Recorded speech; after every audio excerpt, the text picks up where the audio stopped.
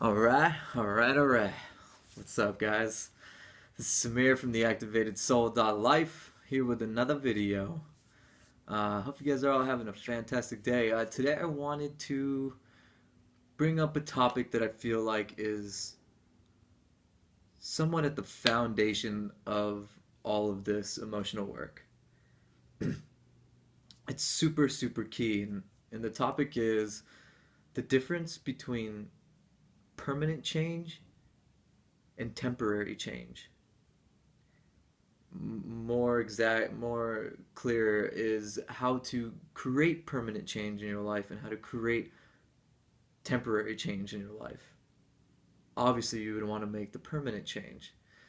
And so, really, this is a conversation about the difference between changing your life through willpower, temporary, or changing your life through will, permanent, will, willpower.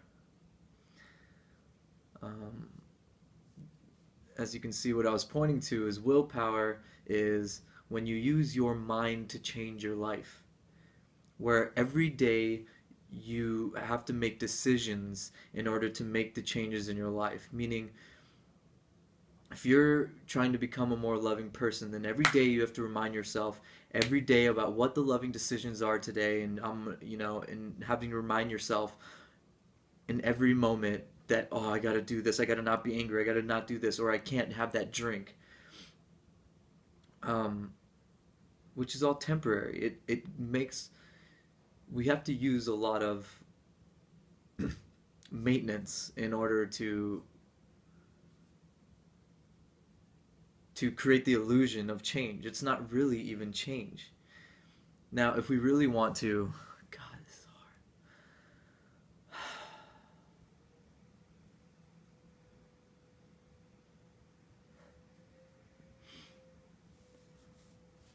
hard.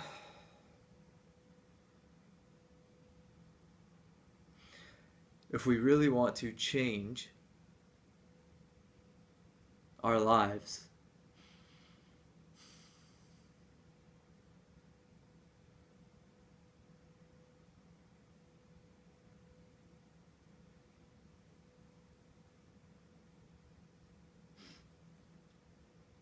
fuck, it's hard.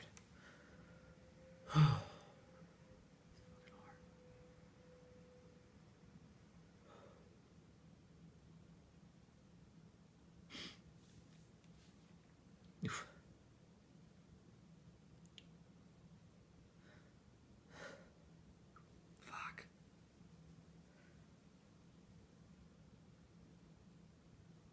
Yeah, I know it's like there's so much grief there, but I can feel there's such a big block.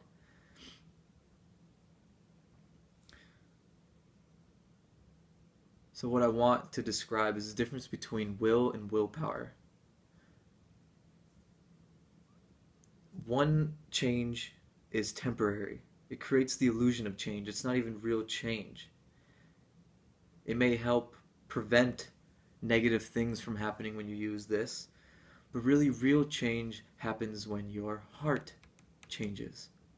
And your heart changes when you experience the truth of your life, when you experience emotion. It's all feeling based. Your will and your biology, your nervous system will get on your side when you begin to experience your emotions. The feelings that you have within you are the things that dictate our actions automatically. So the example I like to use is alcohol. For me, it was such a big issue. And you can ask any of my friends, I tried to stop for a really long time, and I would do things that most of us do where I would do the 30-day challenge or the 60-day challenge, and I would read all of these articles about why it's bad for you. Now I just convince myself intellectually, like, yeah, this is a choice that I need to make for myself to be more healthy, or maybe even to like just get a six pack for once, right? If we're honest, that's one of the reasons too. I know for me, that was one of the reasons. But for like 4 years, I struggled with this, and I would go 60 days without drinking or 30 days without drinking, or even 6 months without drinking. But what would always happen is at the end of it, as soon as the challenge ended, I noticed that I would slip right back into that lifestyle. I would go out with friends, and peer pressure would ultimately result in me having a freaking drink in my hand. And it was quite depressing, like it's quite frustrating. And it was happening a lot in my life, in all areas of my life, and I'm sure it happens to you guys in a lot of areas of your life where the change that you're trying to make in your life is taking a lot of maintenance. Like the addictions that we're aware of that we have, the physical addictions, the eating addictions, the sex addictions, the codependent addictions, we try so hard to make them not be there, and we keep using this. And I was there in the same way, but after being so frustrated and trying to find a process that actually works, that makes real change in my life, to get my nervous system in line and gets my nervous system and my biology on my side, so that there is no more compulsion to do the things that hurt us, that hurt me, that hurt you. And drinking was one of those things. And what I noticed is that with addictions, like any sort of addiction, which drinking is that I needed to feel the emotions behind why I wanted to do these things. In other words, I had an investment in drinking, and my investment was the thing that I needed to find out. Why was I invested in it? And the investment that I had in it was, and it always is with any addiction, is to avoid a painful emotion. So maybe I was avoiding a fear, or maybe you're avoiding a fear, or maybe you're avoiding a sadness, or maybe you're avoiding um, a shame, feelings of loneliness, grief, or somewhere in your life you thought that eating that cake was, or being fed sweets was a form of love that your parents showed to you or that your friends showed to you. And so anytime you start feeling lonely or unloved, you start going to these things instead of just feeling the unloving emotion. And so what I noticed was, now this is the coolest part, is once I started doing this process, things started changing really, really fast with the drinking. Um, think about it, 4 years I was doing this. I was drinking and trying to stop drinking and trying to stop. And within 1 month, I got to the point where there was zero compulsion to drink alcohol. Like there was no to do it.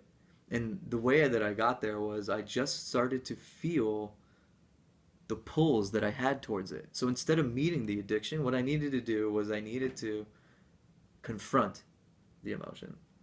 So what all of us need to do with our addictions is, instead of meeting them, we need to confront them. Meaning, don't meet the addiction. And every time you have the compulsion to do it, instead of meeting it, you confront it. And by confronting it, I mean you feel the compulsion instead of acting upon the compulsion, which is a total different thing. Feeling the compulsion means you feel how badly you want to do the thing. And you begin to feel why.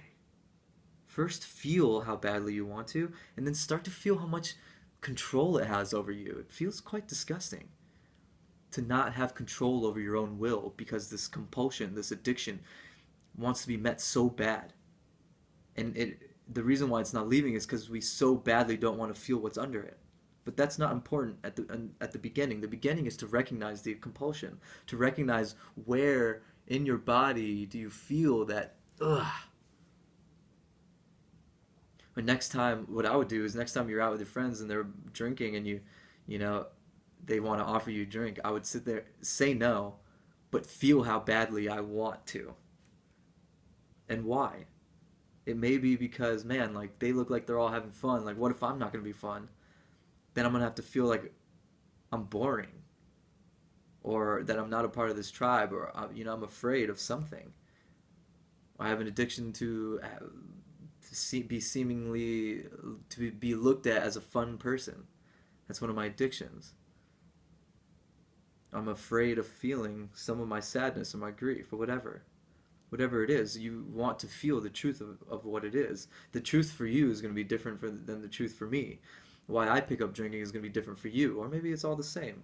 There may be a lot of similarities, but for sure the fact is that all addictions need to be felt, not met, in order to be released. And all addictions are there in order to avoid a more painful emotion that we feel we don't want to feel at all, which is why we go to the addiction.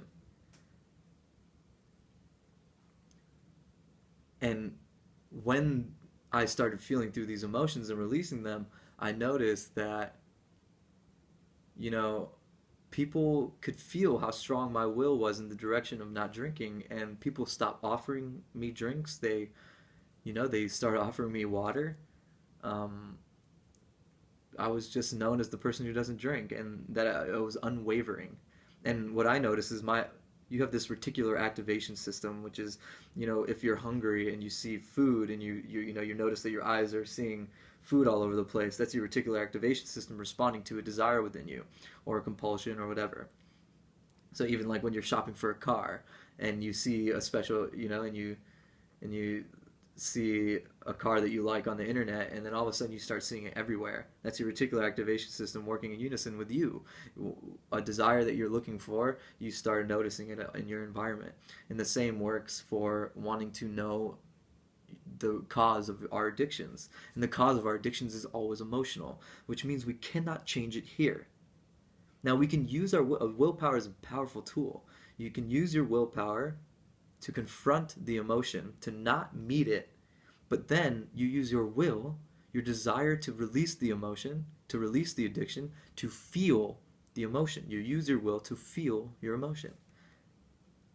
And it may be tough at the beginning. We're not used to seeing emotions as the cause of our actions and our personality and our circumstances in life. So forgive yourself through this process, and notice that and realize that every time you judge, you're actually avoiding your emotions. Because if you think about it, when we were younger and we knew that our parents would get mad for not doing our homework, right? And so in just the anticipation of getting the projection of anger from our parents, we learn to judge ourselves first before they could hurt us with their projections. So I didn't do my homework. Parents ask, "Hey, did you do your homework, son?" And you get down on yourself. No, I didn't. And you judge yourself for not doing it because you were taught that it was wrong. But the truth is, we were afraid of the projection, so we just got down on ourselves first because we noticed that when we did that, our parents didn't feel like they needed to do much. We were well trained little doggies. So judgment is a form of protecting ourselves from feeling a pain. So we need to stop judging ourselves too in order to do this process as easily as possible. So notice your judgments and notice them as not your own.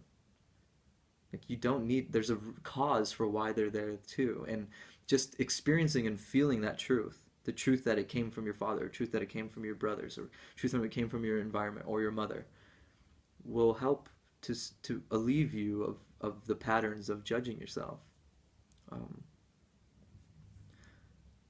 but yeah, it's really important to see will as the only way to change yourself.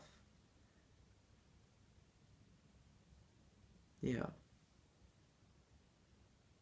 most definitely. Yeah, I'll leave it at that. Thanks, guys. Thanks for listening. Um, if you guys have any questions, feel free to email me at theactivatedsoul.life. Um, yeah, but as a closing thought, I really wanted, the reason why I felt so compelled to share this is because I want, what's been so exciting for me is to know that I can change absolutely anything and everything in my life now. Like, there is such strong faith that I can change.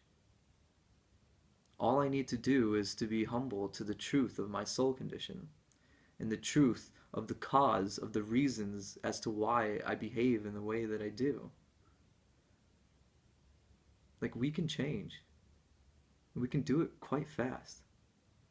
We can handle a lot more pain than we think. And really, the pain is an illusion. Meaning it's not our cause, and it's not infinite. That when we feel it and experience it fully, it leaves us forever. So my suggestion is stop trying to change your life with your mind. Yeah, convince your mind to maybe even give yourself permission to start feeling, to even grow a desire to begin the process of feeling your emotions and whatnot. But it's not the way that you're going to change. It'll help. This is a tool.